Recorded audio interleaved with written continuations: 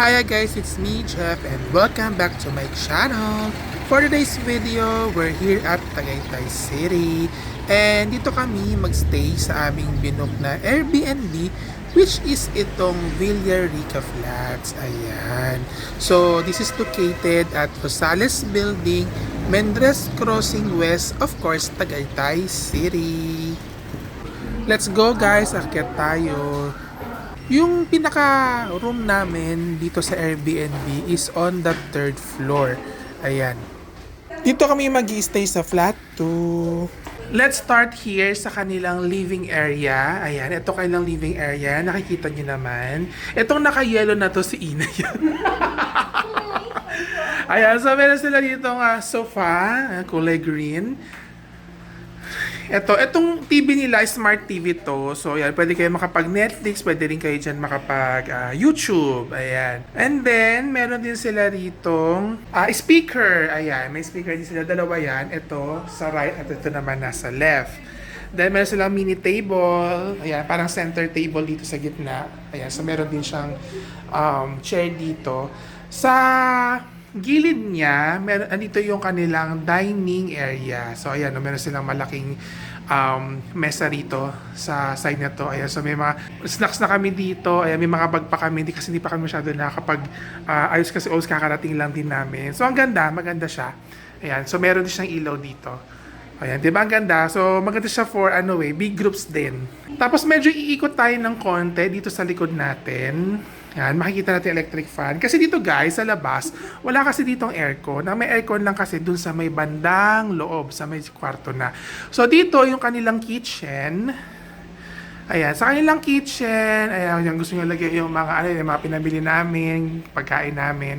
Ayan, so meron din sila ditong electric na stove. Meron din sila ditong rice cooker. So nandito rin ang kanilang sink. Ayan. Meron silang mga utensils eh. So this one, ito yung kanilang mga baso. Yan, may tasa. And then dito, nandito yung kanilang spoon, fork, at mga plato. Ayan. So pwedeng gamitin lahat yan. Dito sa ilalim naman, ayan, may mga kalde-kaldero din siya. Okay. Sa side na to, ito yung kanilang, ayan, meron ditong microwave. Ayan, gusto nyo mag-init ng mga food, pwede dyan. Tapos may ref din sila.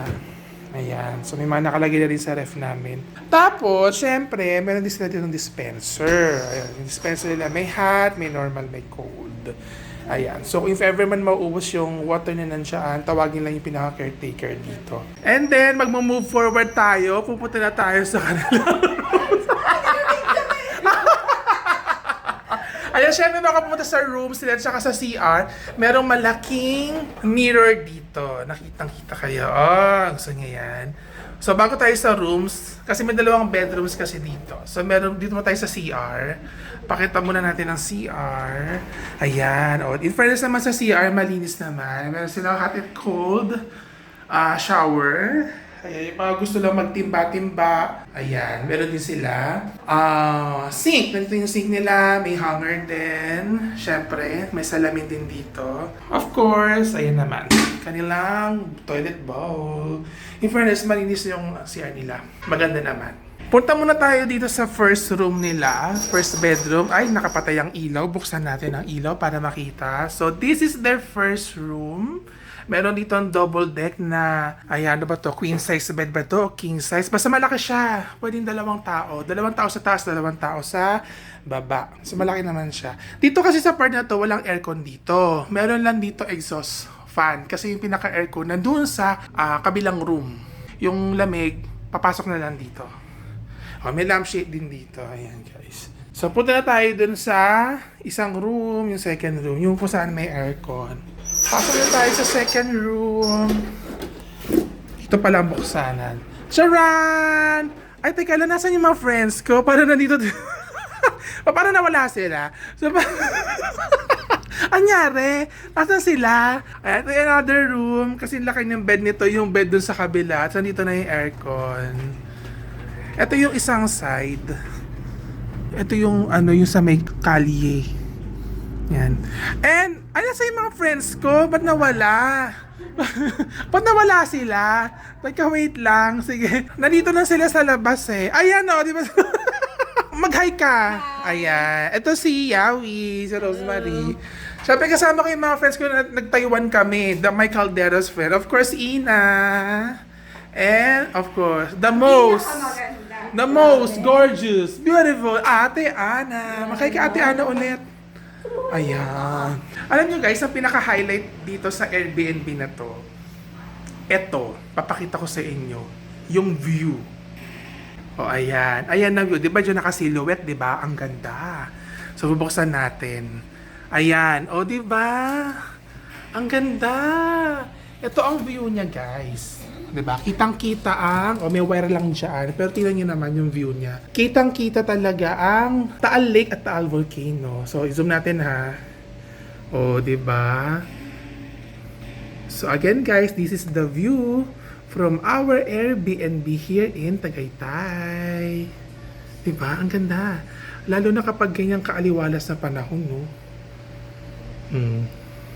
Yan siya, guys. Diba parang ang sarap lang mag-kitchen dito. Yan, magluto-luto, magugas-hugas, yan. Kapag yung view mo ganito, o diba sa gilid, diba parang napaka-peaceful, ang aliwalas, ayan. Diba parang wala kang problema sa buhay kung ganito ang nakikita mong view sa iyong tabi. So yung price ng Airbnb na ito ay nasa 4K plus. I-post ko na lang kung magkano yung exact amount niya. Pakita ko lang guys sa kanilang house rules dito sa Villaricas Flat, itong Airbnb namin. So ito siya, check-in is 2 p.m. and check-out is 11 a.m. So there will be a 200 per hour pag early check-in, tsaka late check-out. So ito yung kanilang mga house rules. Ayan. Gusto nyo guys, pwede nyo naman itong i-post para mabasa ninyo kung ano yung mga nakalagay dito. Ayan siya.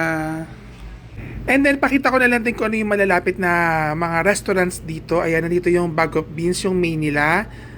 Bulalo Capital, Breakfast at Antonio, Lime and Basil Thai Restaurant, tapos meron din The View. So, ayan lang yung mga minutes of drive lang.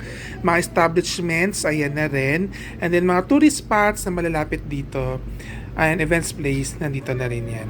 So again guys, along Nasugbu Highway lang itong Villarica Flats na ito, itong Airbnb na to. Ayan, so kung makikita ninyo, ayan na yung Nasugbu Highway.